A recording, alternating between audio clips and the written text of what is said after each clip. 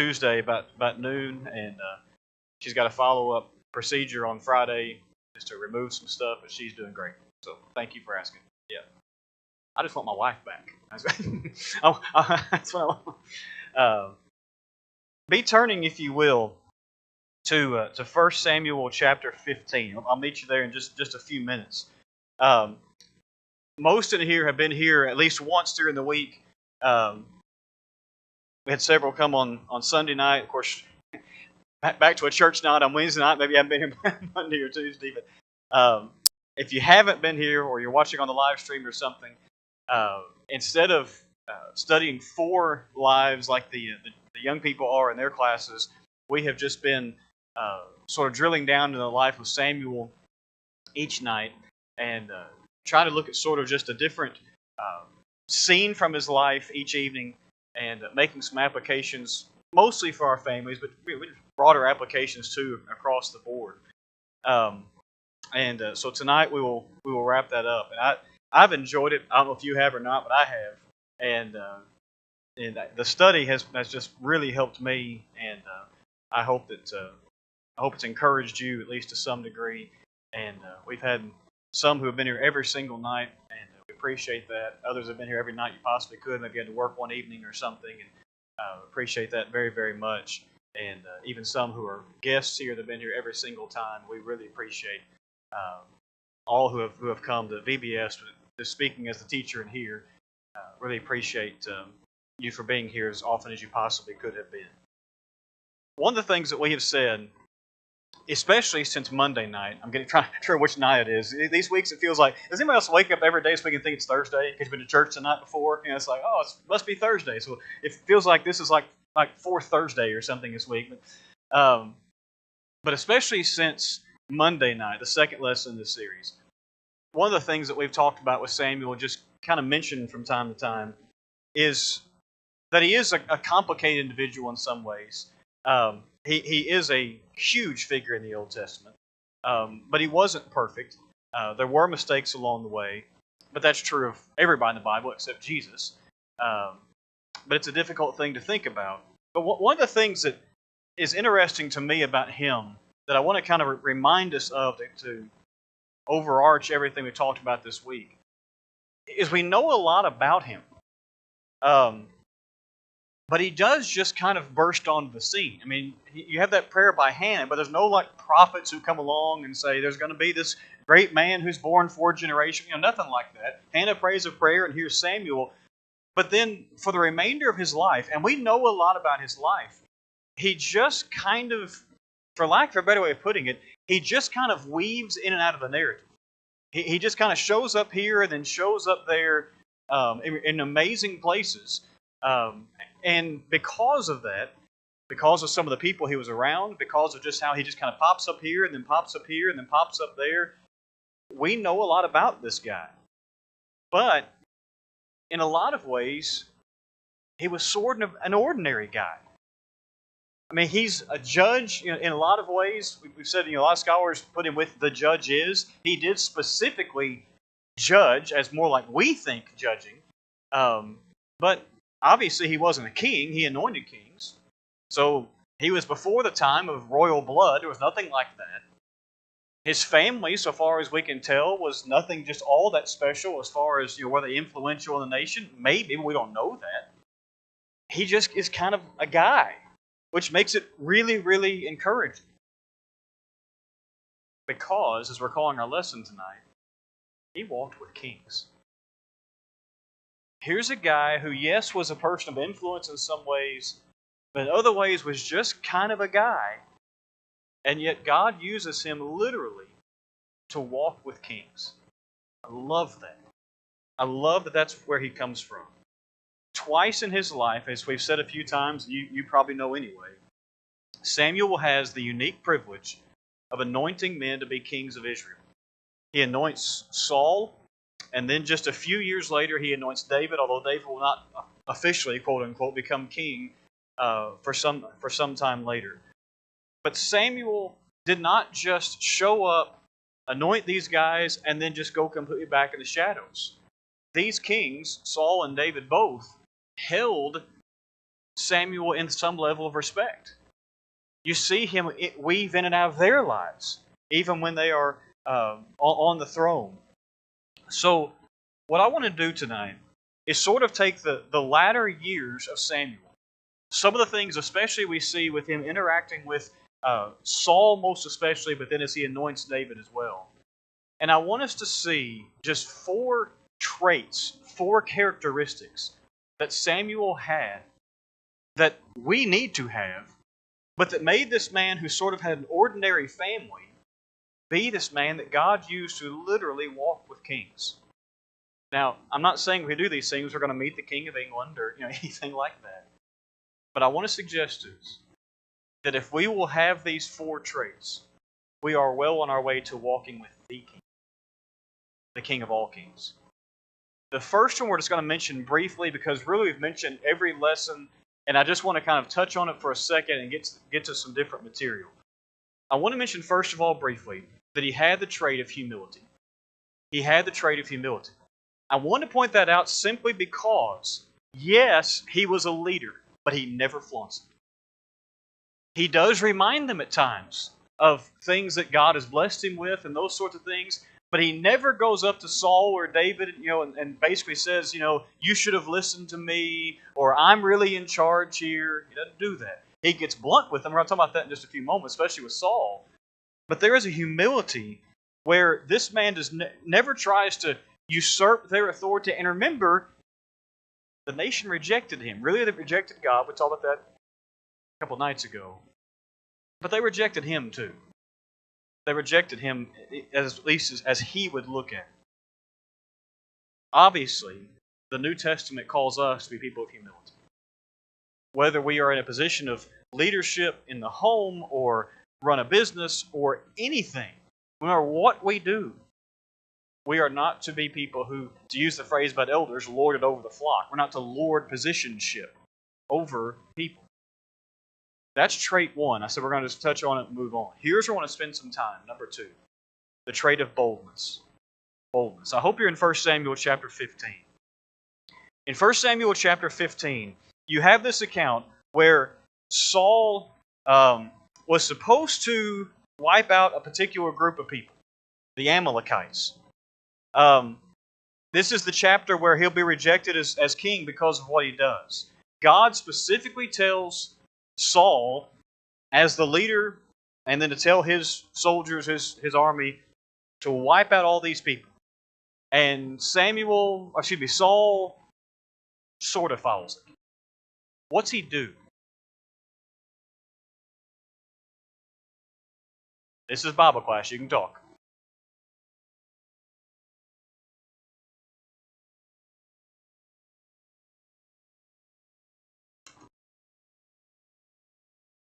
Yep. Yeah. So some of the spoils, some of the animals and those sorts of things are kept alive. Who or what else is kept alive? The king. Yeah. He doesn't kill. Yeah. You would think of anything you were supposed to take care of, take the head off the snake kind of thing. You would think that would be it. I'm one of those people, I've got a weird sense of humor in some ways. If you're in 1 Samuel 15, someone read for us verse 13 and 14. And I'll tell you why it kind of makes me giggle sometimes.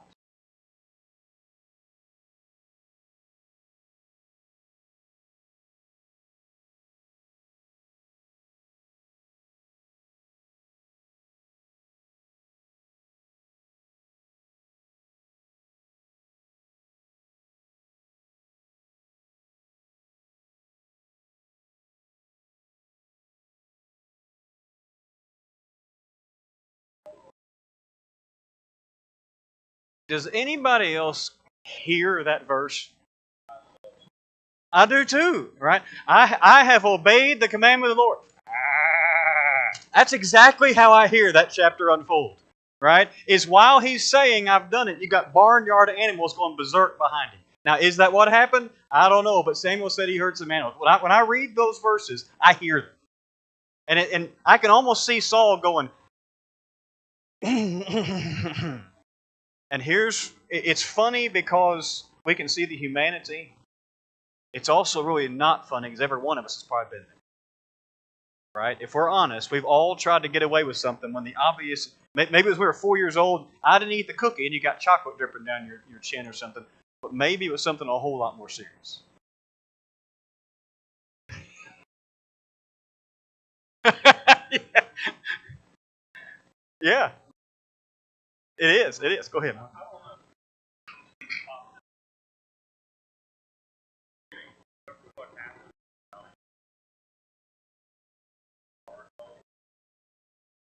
Mm-hmm. Mm-hmm.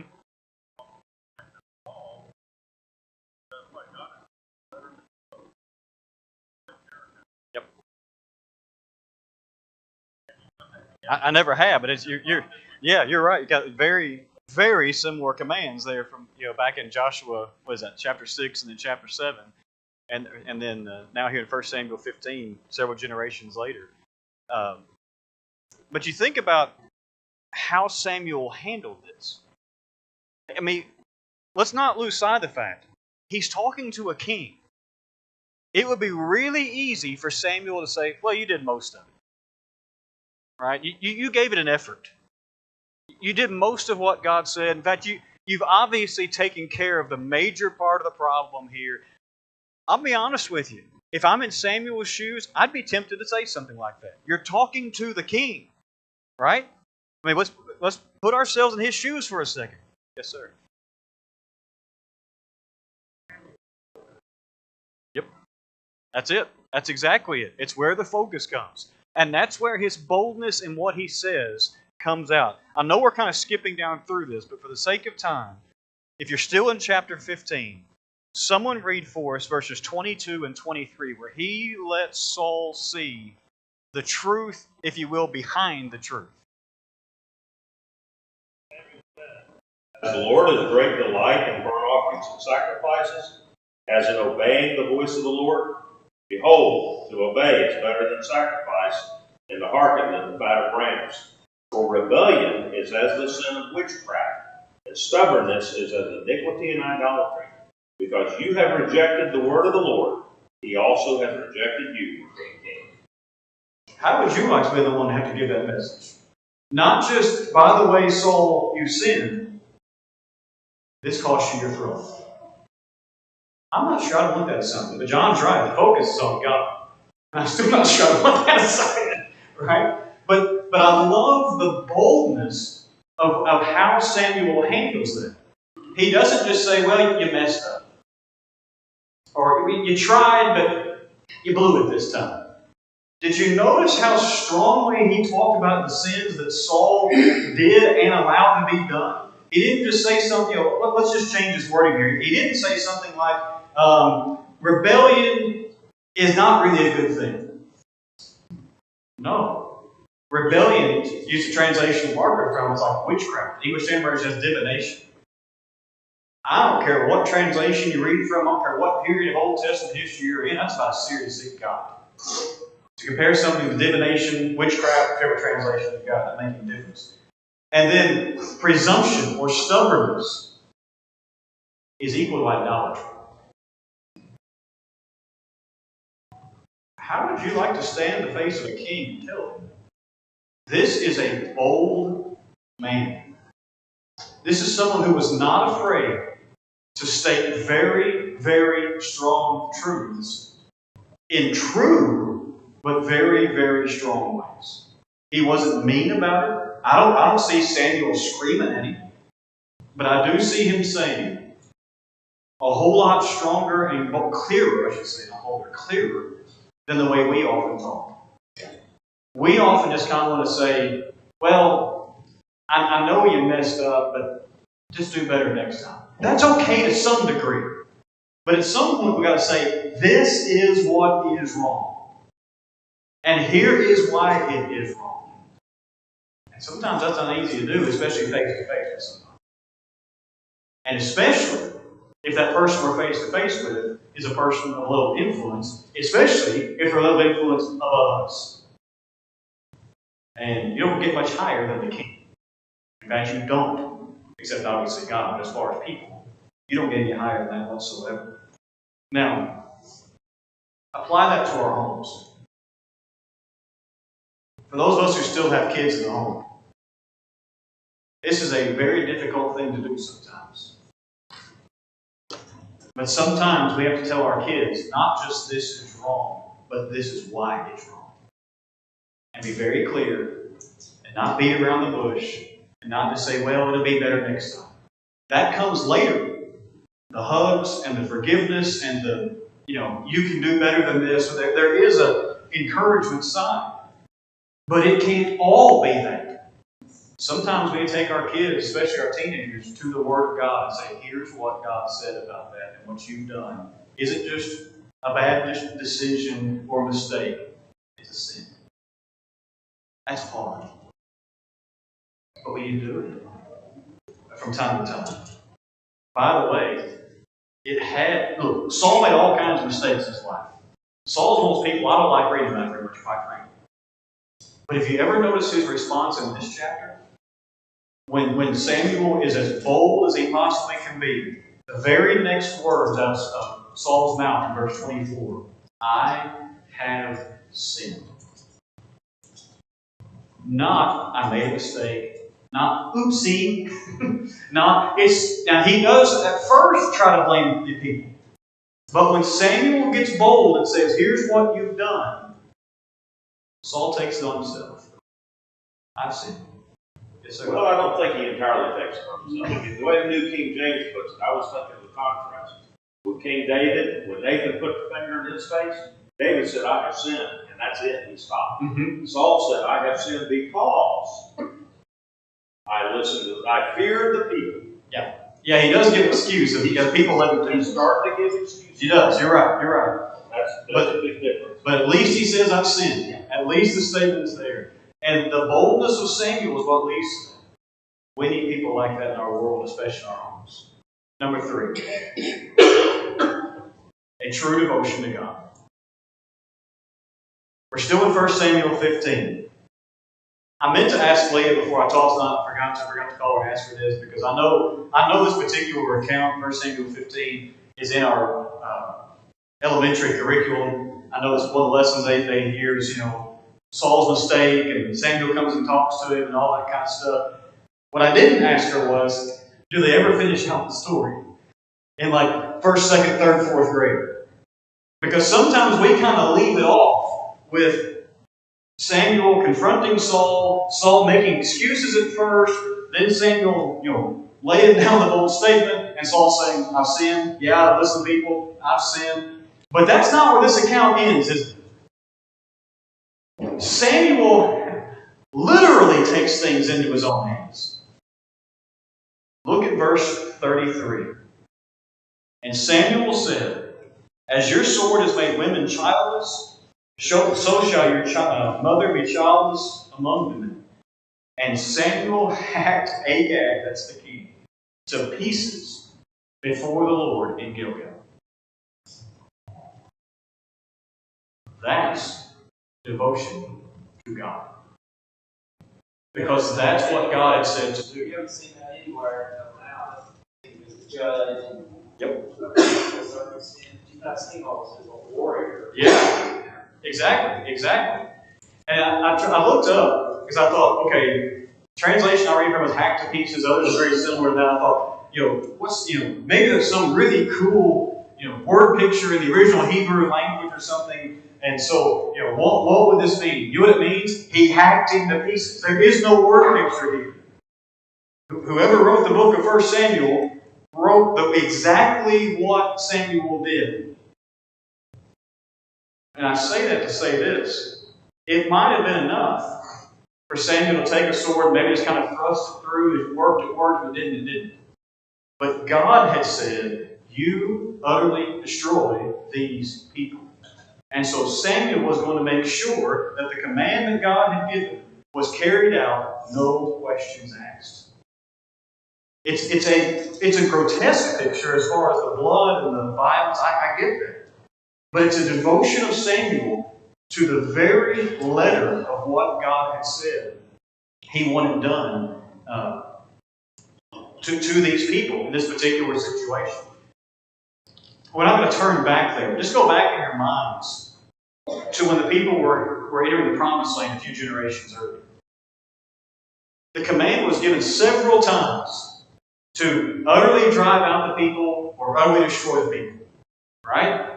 And you see in Joshua all these victories and all these victories and all these victories. By the time the book of Joshua ends, you're seeing a little bit of fraying of the sweater.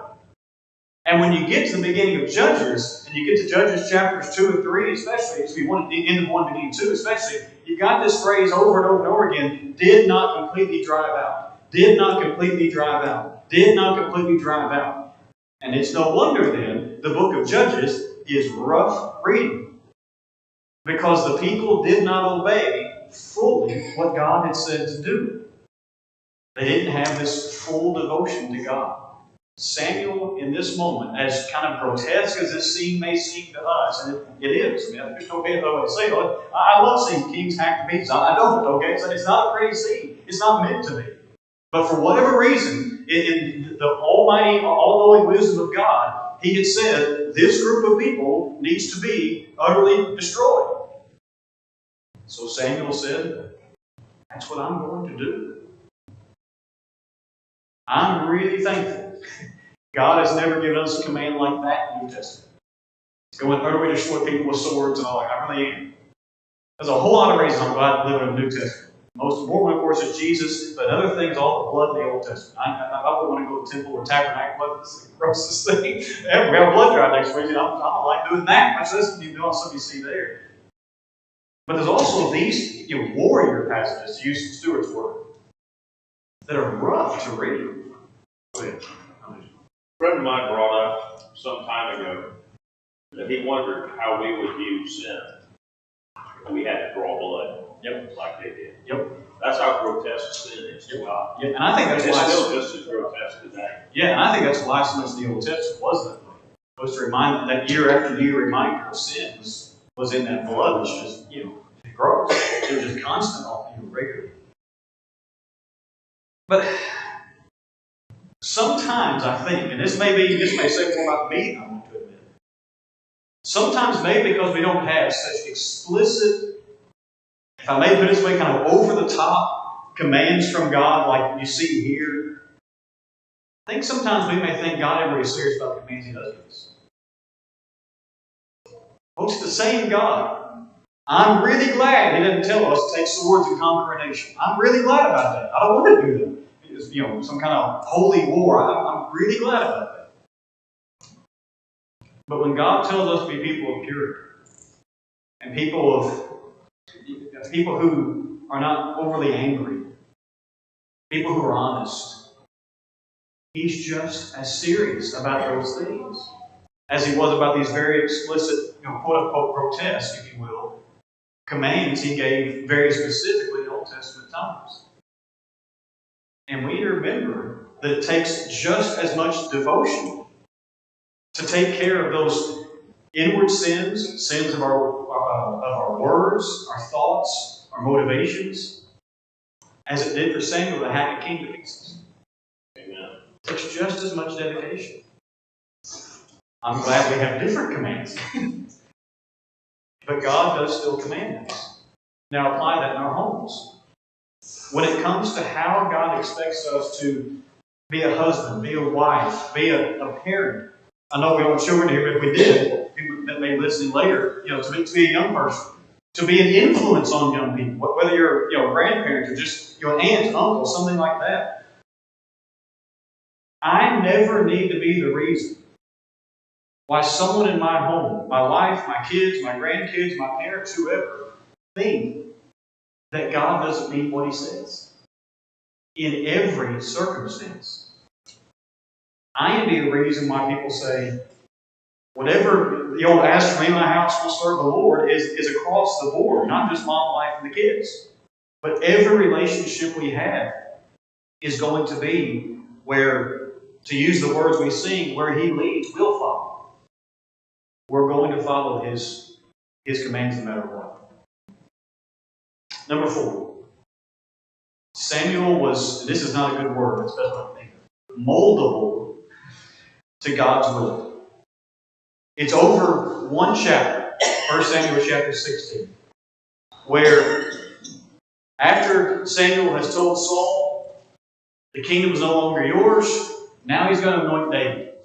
Now David won't actually, if you will, officially become king for a little while. But because Saul has been told the kingdom's taken away from you, somebody else needs to be in line, if you will. And so Samuel was chosen again he is chosen again to anoint the next king, David. Look at 1 Samuel chapter 16. And famously, or infamously, think about Samuel's response. Someone read verses 6 and 7. And the they, by the way, are the sons of Jesse. So it was when they came that he looked at Elijah and said, "Surely the Lord's anointed is before him." But the Lord said to Samuel, "Do not look at his appearance or at his physical stature, because I have refused him. For the Lord does not see as man sees. For man looks at the outward appearance, but the Lord looks at the heart." Why was Saul chosen to be the king? Saul, not David. He looked like a king. He looked like a king. Right? Which I always think is kind of interesting. They never had one before. So what's a king look like? I guess what the other nations' kings look like. Said he was taller than any other.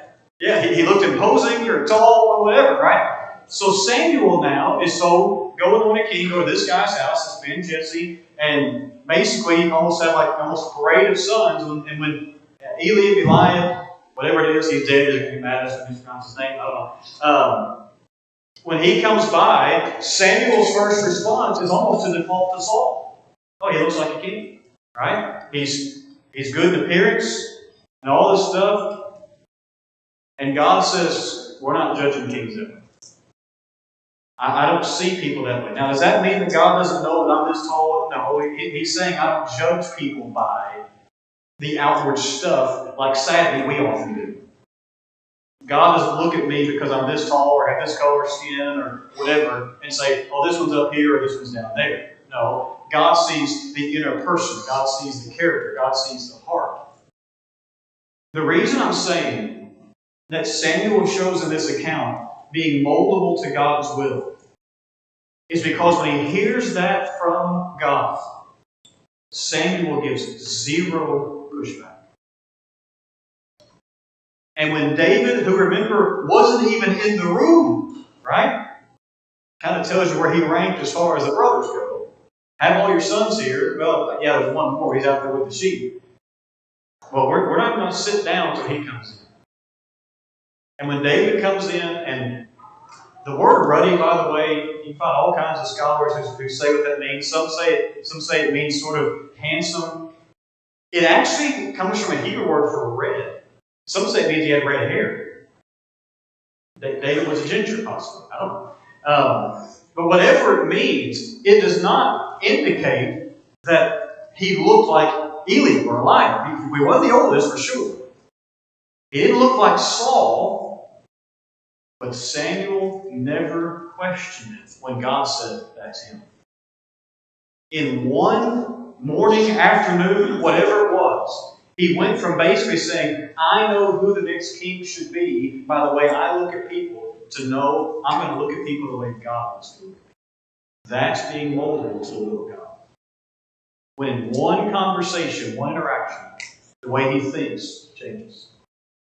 That's a powerful mindset for us to have. And it reminds us that when we see something in the Word of God, and maybe it's something that I've been doing that I shouldn't have been doing, or maybe it's something God says to be doing, and I haven't really been following that, oftentimes our first reaction is to push back. Well, God doesn't mean me. Or God doesn't mean in America. Or God doesn't mean in my situation. Or God doesn't mean someone who looks like me, or someone who has my economics, or whatever it is. When the very opposite should be true. God means me. And the first time I see something in the Word of God that I'm either doing that I shouldn't be, or not doing that I should be, I need to tear off those barriers that are keeping me from molding my will to His will. And that's what we also need to make sure that we teach our families. That we as a family are going to mold our wills, to the will of God. What He says, that's what we are going to do. Is it always going to make us look like every other family?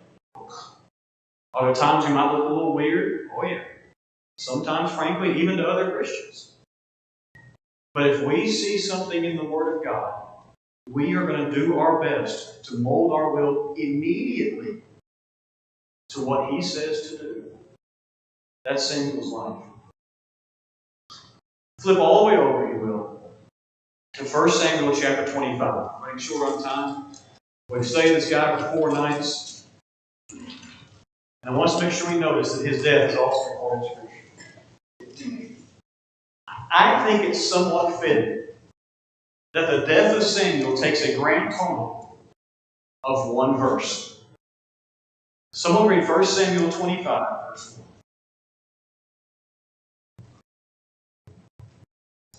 Then Samuel died, and the Israelites gathered together and lamented for him and buried him in his home at Ramah. And David arose and went down to the wilderness of Paran.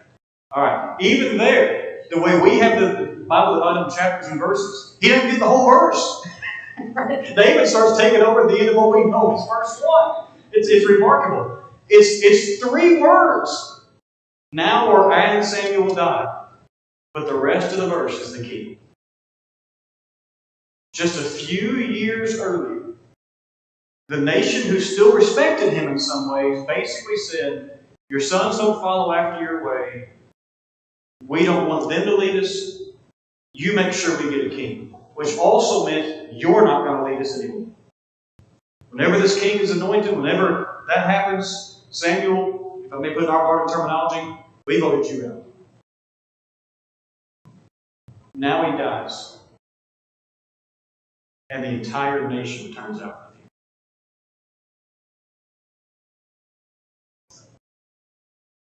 That's a pretty impressive life. Not just because the number of people who showed up at the funeral, but because the people figured out what they no longer had. Was he perfect? No. He obviously had some failings as a father, and there were probably some others along the way. But the people began to see, even the kings listened to this man. Because here was someone who God used, from a normal family so far as we can tell, to be one who didn't just walk with kings, but who influenced those kings. Because his heart was one that was wanting to seek God. I've never met royalty. Living in America kind of takes away many opportunities for that, but I've been to England a couple of times, and I didn't walk up to Buckingham Palace and go. For one thing, the flag wasn't up there at home, so I probably just got arrested anyway. But I've been outside of Buckingham Palace. Nobody in there says, "Oh, I can't do a British accent. I'm really bad. I tried. It's the Faughns." Yes, I've never met president or anything along those lines. I've met a couple of people who've run businesses you've heard of, national businesses, but they didn't ask me for any input. They didn't say, "Hey, how would you run our business?" Because they wanted to, keep their business. I've met a handful, just in passing, celebrities. One of them didn't know I was there, but I can still say I was as close to John Miller as Martina McBride as I was to John Miller. She didn't know it. Went to her concert a few weeks ago. She didn't look at me. "Oh, I remember you." She had no idea I was there. But I've interacted, close up and at a distance from a handful of people whose names you might recognize. None of them have ever said, "Hey, give us some advice." None of them have ever said, "Hey, I've heard of you," because they hadn't. They had no reason to. That's not really what made Samuel's life great. His life wasn't great because they could write his obituary. Oh, he knew the king, he knew a second king. What made his life great was he tried to know God. The things that Samuel pressed for are the same types of things that should help us have a life that causes us to walk with the King of all kings. And He does know my name. I don't care if the president, king, queen, CEO ever knows my name. But if Jesus does, I lived a pretty good life. Let's pray, and we'll take about a 10-minute break. Noah and I actually have a central one-on-one. You got to hear me more now. I'm sorry. He's mean to you all. Make me hear me twice in one night. He's going to be most of this evening. Let's pray. We'll take about 10 minutes before that begins. Our Father in heaven, thank you for our study this week. Thank you that in your word you have left for us so many commands, but also so many lives for us to learn from, both the good and the bad. Lives that we can seek to emulate where they're faithful to you, and lives that we can learn how to do better than in places where they fell short. Father, help us to realize that in our own lives, there are times when we do excel in faith, and there are times when we fail. But Father, help us to realize that if our heart is one seeking you, that you'll help us to be more faithful. If we'll turn to your word, if we'll be dedicated to you completely, if we'll be humble, if we'll be bold in faith. Father, help us as those who are in homes, no matter what they might be, whether we're husbands, wives, parents, grandparents, whether we are single but still are connected with parents or with siblings or whoever it is in our homes we seek to lead. Help us to have a heart that says that this house is going to be one where your word is our rule book. Your Son is truly the King. It's in His name we pray. Amen. Amen.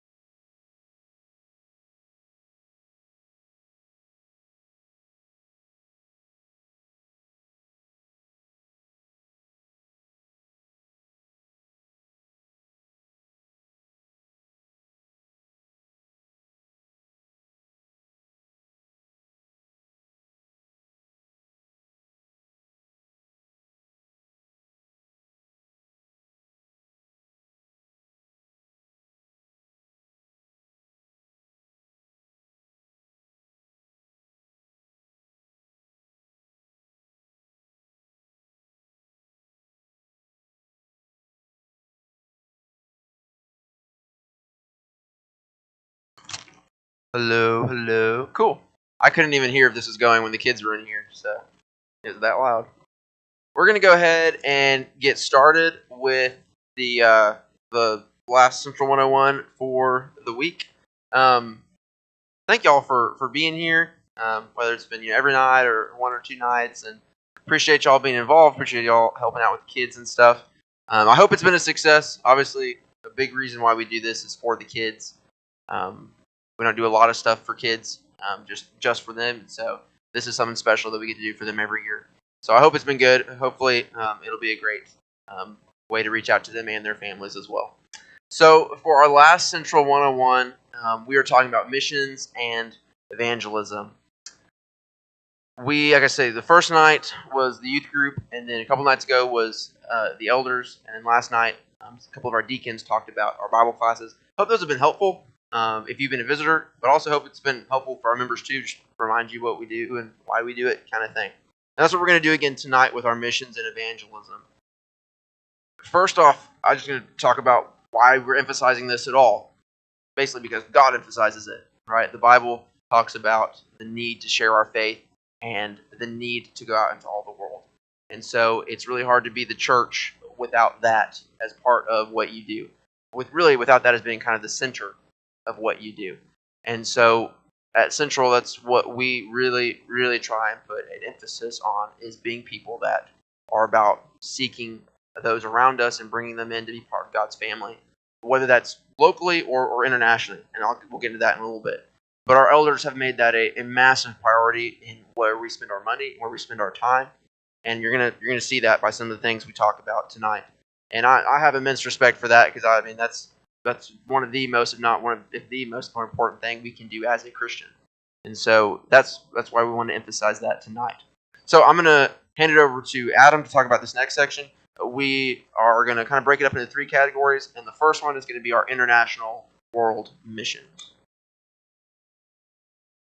In the session the elders did on Monday evening, Bryant mentioned specifically that one of the things that is emphasized in our budget is missions. And one thing he mentioned specifically, and I wanted to say it again in case some weren't in here, and maybe you just didn't catch it, is that our missions portion of our budget, I should say, is increased every year.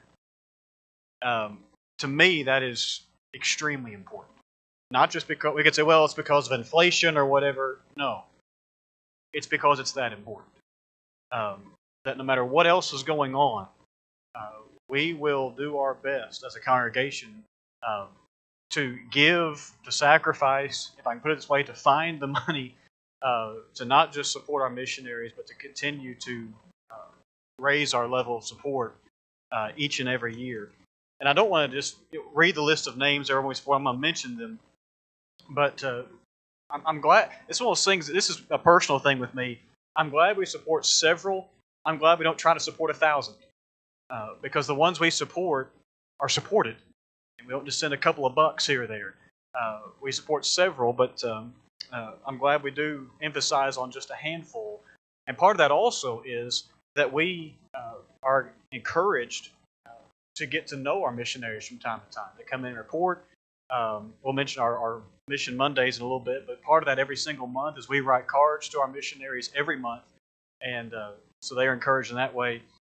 I will mention, I believe it's in August, that Glenn Tattersall, who works in Australia, Tasmania, he's trying to convert devils, is supposed to be here to preach and to report. It's the first time he's been able to come since even I've been here. I believe it's been about 6 or maybe even 7 years since he's been able to come. But we are excited to hear that. Hear his report. I believe that's in August. I believe the second Sunday of August, if I remember correctly. We have a presence in India. Sandy Sear, Ray Hart, of course, has worked in India for many, many years, taking trips there as well as working with preaching students, building a school of preaching. And that building is nearing completion. If you haven't seen pictures, we hope to have some where you can see them fairly soon. It's looking very, very good. And of course, Ray has been not able to travel over to India for 2 or 3 years now, but I would give the microphone to Sandy. We'd like to go to bed tonight at some point. Uh, but just because he has been sort of out of commission as far as health in some ways, he is still working on the work in India. And for that, we are very grateful. Since I have been here, which has been about 5 years now, we've been able to hear reports from Jason Pierce, who preaches in Fiji, does a tremendous work there in the South Pacific. Dale Byram has been here a number of times. He works in the Philippines. Of course, he lives stateside, but goes to the Philippines about 3 or 4 times a year. And sometimes he just drops in and visits with us to worship. And that's always very encouraging. We love him very, very much. And then just a couple of years ago, we also added Daniel Gaines as one of our missionaries. Daniel and I were in college together. Daniel has always had a heart for missions. He's in Tanzania, in Africa, and he...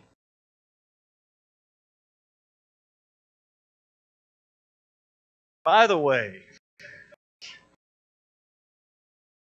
I may never march in the infantry, ride in the... It's cavalry, mister. I was raised in Africa. I don't ride on a cavalry, I ride in a cavalry.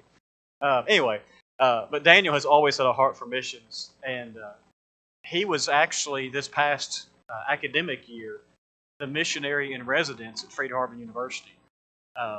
They choose one missionary a year to come and teach missions classes, but also try to recruit some students to think about short-term and long-term missions.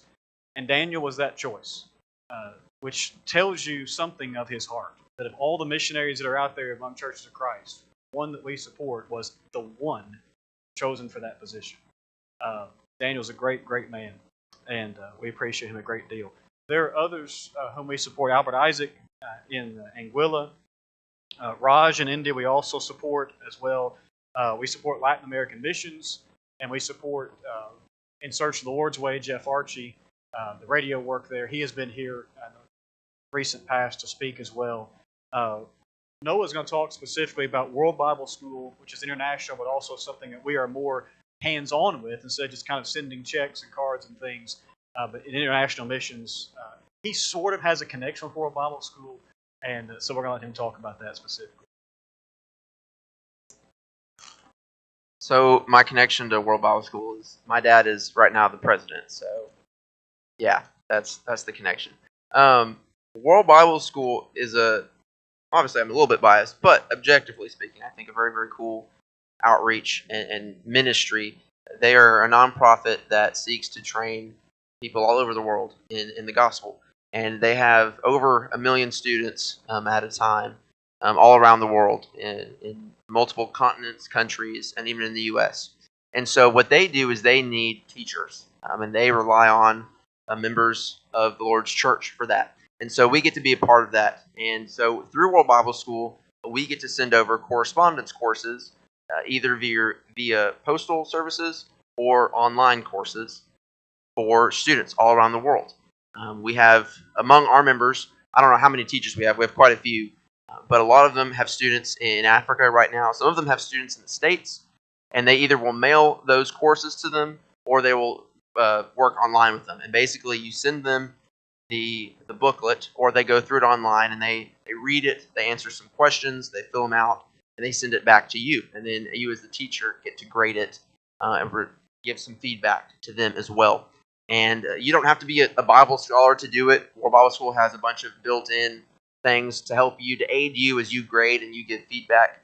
And so it's a really neat opportunity that empowers and equips all types of Christians, no matter where you are, in how long you've been a Christian, or maybe how knowledgeable you are. But it really does empower all Christians to be able to share their faith.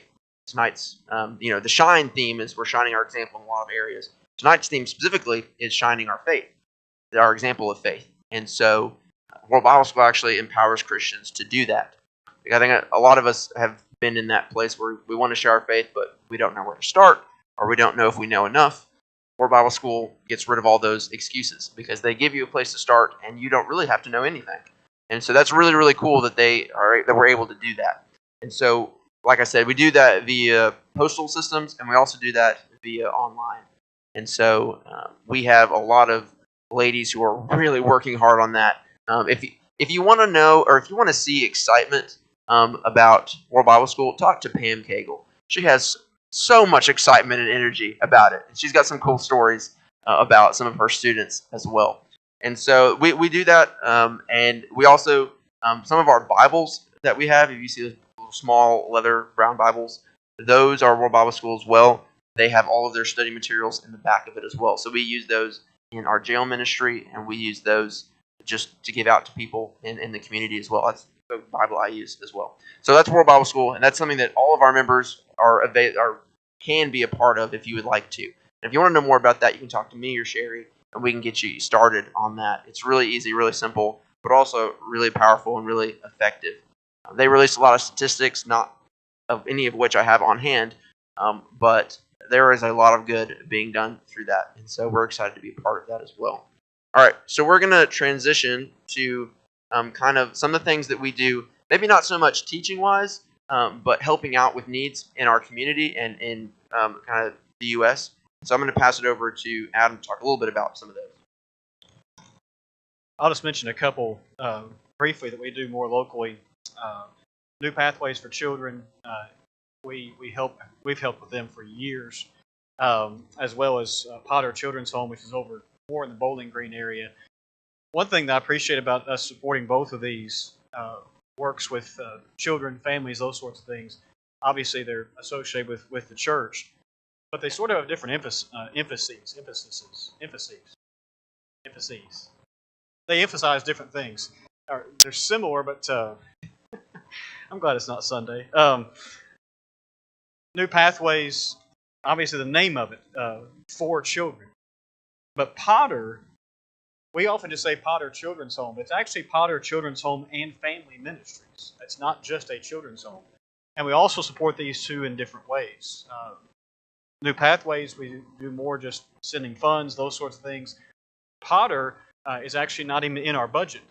But we support them a couple of times a year through commodity drives. They send us a list. Here are things we specifically need. They come and pick them up. And then we, every so often, you hear the announcement made that there's a Silver for Children they have. And that is simply where you collect coins, your change, turn them in. We collect those and hand them over to them. The first time I heard them ask us if we would do the Silver for Children, I thought, okay, you're trying to run a children's home family ministry on quarters and dimes and stuff. This isn't going to work. They told me that, I believe it was 2021, it was somewhere around $100,000. I'm guessing people didn't just put pennies in those things. I'm guessing there are a few dollar bills, maybe a few checks down in there. And the only reason I'm kind of giving a commercial for that is we actually have some of those change cans still. I forget what the deadline is for this time around, but there are some of those still in the foyer. And so those are a couple of just, not necessarily, like Noah said, teaching directly. Both have a teaching element, but they use more benevolent side of things to help. And then Noah's going to speak more directly about Bread of Life, which does the same thing. And then we'll turn to more sort of hands-on local evangelism that we're involved in. So Bread of Life is a really cool thing that we get to help with that I didn't know about until moving here. It's a little more of a local thing, but their impact is far from local, just local. It's run by members of the church, by a lot of members of a lot of congregations in West Kentucky, and they're down in Lowe's, Kentucky, which if you don't know where that is, I didn't either. But it is there. It is there, and they collect things all year round for different. Some of them are first aid kits, some of them are for babies, other things like that, like hygiene, school supplies, those kind of things. They collect those and they create inventory and they stockpile it, and then they keep it for when there is a disaster or when there is some major need that those kind of supplies are needed. For example, the tornado in Mayfield. They have been huge in that area, still are working in that area to help those in need because that was so devastating. But they've gone all over the United States. They've gone to, I think, as far as like Florida and like Louisiana. They've gone east of here, west of here, north, south, everywhere, every direction they've gone to wherever there's a need. And so they've got a lot of equipment too, big trucks, big trailers that they take all that stuff, and then they sacrifice their time and a lot of money to help people in need, which is fantastic. And so what we get to do, the part that we play, a lot of our members help out in different ways. The part I guess I should say I play is the youth group goes down to help pack up all of those supplies every quarter. So once a quarter, they have a big night. They have everything laid out on a table, and they have bags, and they say, we need one of this, two of these, one of that. You put it all in there, and they pack it up, and then we get to put it in their inventory for whenever it's needed. So it's not necessarily for a specific event, but they have that whenever they need it. And so we take our youth group down there, usually once a quarter, and help pack those things up for when there are people in need. And we have a couple here that is heavily involved in that, the Keefers. They do an awesome job. If you ever ask Tony about Bread of Life, you'll never hear the end of how awesome Bread of Life is, he's very passionate about it, which is really cool to see. And it is a wonderful ministry that we get to be a part of in a small way. And so that's another way that we try to help those who are in need. Our last section for our missions and evangelism is probably our largest section. It is our local evangelism, because there is a whole community around us who needs Jesus, and we want to show them that. And so I'm going to turn it over to Adam to talk about some of the stuff he's going to talk about, and then I'll wrap it up. I'm very thankful that we support missionaries around the world. I'm very thankful that we support benevolent works. I'm supremely thankful that this is a congregation that says we're also going to get our own hands dirty. We're not just going to send checks. But we are going to do what we can in our community, in our area, to try to reach people with the gospel. Many years ago, Central began sending House to House, Heart to Heart. That continues. It's a wonderful publication. In fact, we actually, if you didn't know this, we are actually one of the congregations in America that sends out the most House to House, Heart to Heart issues total. And there's hundreds and hundreds and hundreds and hundreds of churches that send that publication out. Some of you may, who aren't members at Central, may remember receiving that in your mail at some point. Wonderful publication. But every so often with that, someone will write in and say, hey, this offered, this tract or this DVD or whatever it is, or a correspondence course. We always follow up with those. Just to let you know kind of our system. If they write in and say, hey, I'd like a correspondence course, or I'd like this particular tract, we put together a little folder. It'll have the tract they wanted, and probably one or two they didn't ask for, just saying. And we always, if at all possible, hand deliver them. Show up at their door. Because whether they ever come to our building or not, they can never say we didn't knock on their door. We didn't try to make a face-to-face contact with them. And so that's how we do all the follow-up with that. Every so often, we'll try to go see somebody. We'll miss them 9 or 10 times in a row. We'll think, you know what, they're probably thinking we're never going to get it. So we'll end up mailing it. The whole time I've lived here, I think it's happened about twice. We do everything we can to make that face-to-face. Obviously, part of our evangelism is involved in some things that have been going on a lot more recently. With our evangelistic card writing teams, Noah's going to talk specifically about that, and that leading into our Mission Mondays.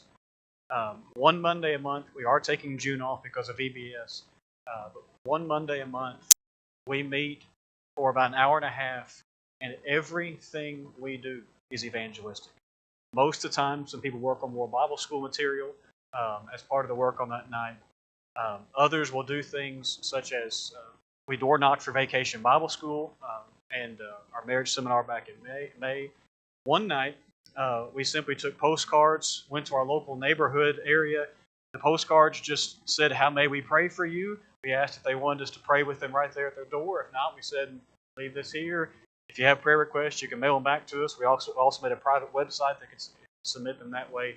We're just trying to do anything we can to reach out to people, to put our face in front of their face, to let them see we're not monsters inside this building. We do actually get outside of our building. We do care for people. And we try to make those evenings where whatever your physical ability is, and and those sorts of things, there is something you can do every one of those. We make them different each time as much as we can as well. 1 month, some of you who are visitors have received the little bags for guests in the past. 1 month, we made 100 of those, so that some person had to piece all those things together. We just made sure those were made. Thankfully, by the way, we've used over half of them since then. We wish we had to make 100 a week, but we're running through them. That's great. But every time we say we're going to Mission Monday, it really is for everyone. We do our best to make it where any, again, physical skill level or whatever, you can be involved in that. And the other one I will speak about specifically is actually sitting right out there. When we went through our construction project in 2019, 2020, one of the things that was talked about with all the pretty decorations and everything else, making a balcony and need a nursery, we need to move the nursery, etc. We were really trying to begin a stronger emphasis on personal evangelism, sharing your faith. And so the decision was made, let's literally build it into the building. That's where the evangelism center came from. I know most of us as members have kind of walked by there, especially early on, a couple of years ago, and now we just kind of walk by it. Everything on that table, everything in that tract rack is specifically chosen because it's evangelistic in nature. These are not just tracts about anything and everything. These are not just DVDs about anything and everything.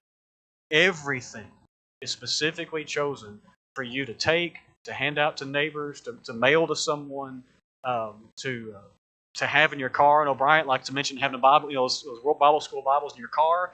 Maybe you meet somebody at the post office or a wait staff at a restaurant and say, hey, do you have a Bible? No, I've got one in my car. I'll bring one in to you. That's wonderful. The little business cards. I know a lot of people do this. We do this. The little business card that say "Searching for Truth." When we eat out somewhere, we try to leave a decent tip. We don't leave a quarter, but we also leave one of those with our name and phone number on the back. And, have we ever had contacts from that? Personally, no. But we may have. You never know. And we won't if we don't try. I don't know. I don't remember what our budget is as far as replenishing the evangelism center. Frankly, personally, I wish we ran through that budget every month because we were handing out that much material. That's what it's there for. And again, the vision of that was evangelism was literally built into the building to where it is simply something we see every time we walk in and walk out or walk by, when we go to the restroom, whatever we do.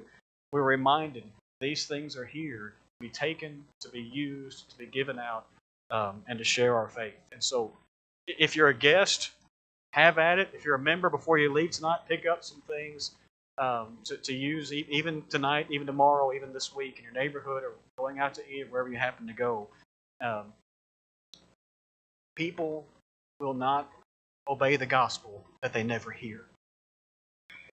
They may never be converted because you gave them the tract, but they won't be converted if we never try. These are just simply things we're trying, and they're there for anyone to utilize as you seek to reach people with the gospel.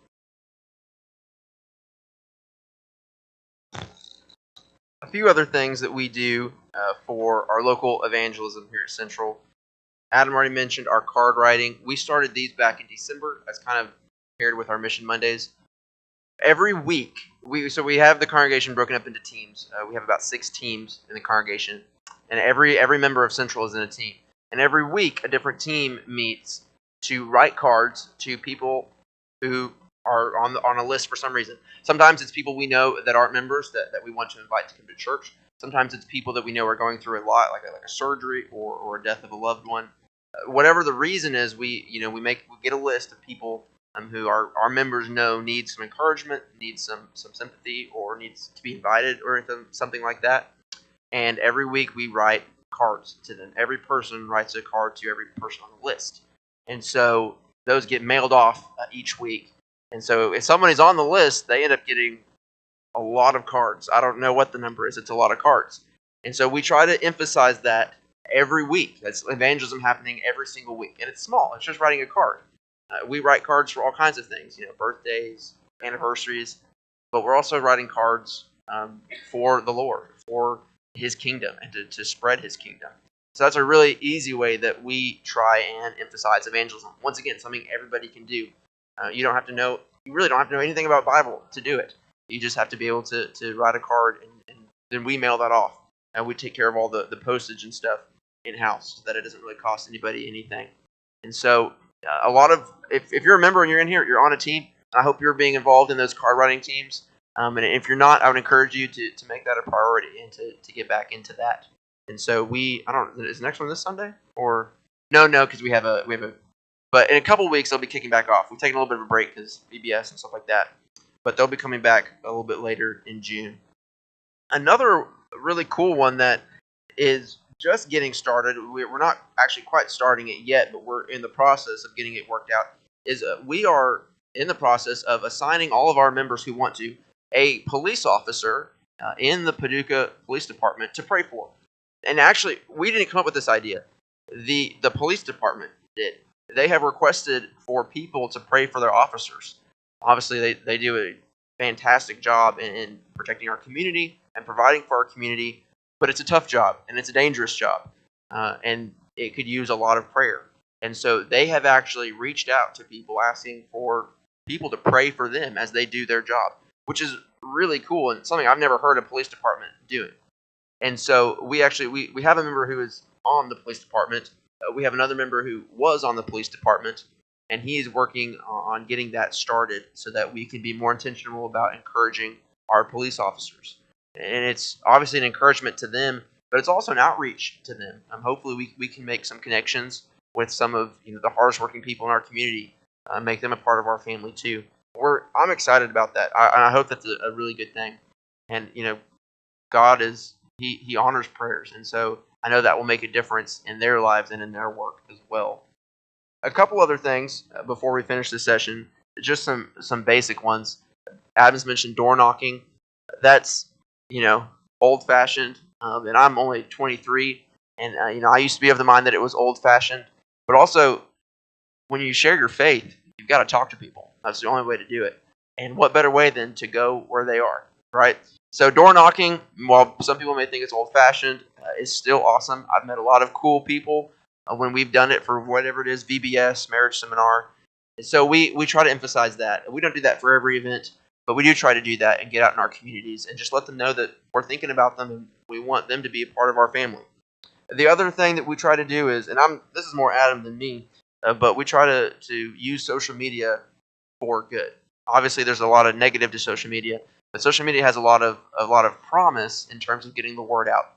And so we're on Facebook, we're on Instagram, and we try and get things out to people so they can see what we're about, what we're doing, what they can be involved in. And so some of y'all may not be on social media, but if you are, a really easy way to do evangelism is to share things. On Facebook, you can share the posts that we make as a church. And so that's an easy way of, you don't even have to make the post. You have to click share, and it'll go out to all your friends and stuff and let them know what we're doing. And so that's another easy way of doing evangelism. That's everything that we have on our list. There's probably one or two things that we're forgetting because we try and do a lot of evangelism, if you can't tell. Whether it's... Oh, yeah, there's one that we have a seminar in September. The House to House School of Evangelism is actually coming here to do a little seminar for us on helping us be better at evangelism. That's a massive one for evangelism. So they're going to do some things to help equip us to even be better at this. Like we said, our elders really want this emphasized. Our congregation emphasizes this in what they do. I guess the last thing I'll say before we take a break, before the kids come back in, is evangelism only happens when Christians step up to the plate and do it. And so it's not something that can be done for you. It has to be done by Christians. That's why Jesus gives us the Great Commission. That's not for the preacher. That's not just for the elders. That is for everyone. He's not exclusive in that command. And so we want to be about that at Central. And so thank y'all for what you do in that area. And please keep doing it. Please keep fighting the good fight. It's paying off. It's going to do great things for the kingdom. it's going to do great things for Central. And hopefully it'll honor God along the way. So we're going to take a short break. A little bit of a break. So you can use the restroom. Like I said last time, take a nap if you need to before the kids come back in. And then we'll wrap it up in a little bit. Thank you all for your attention.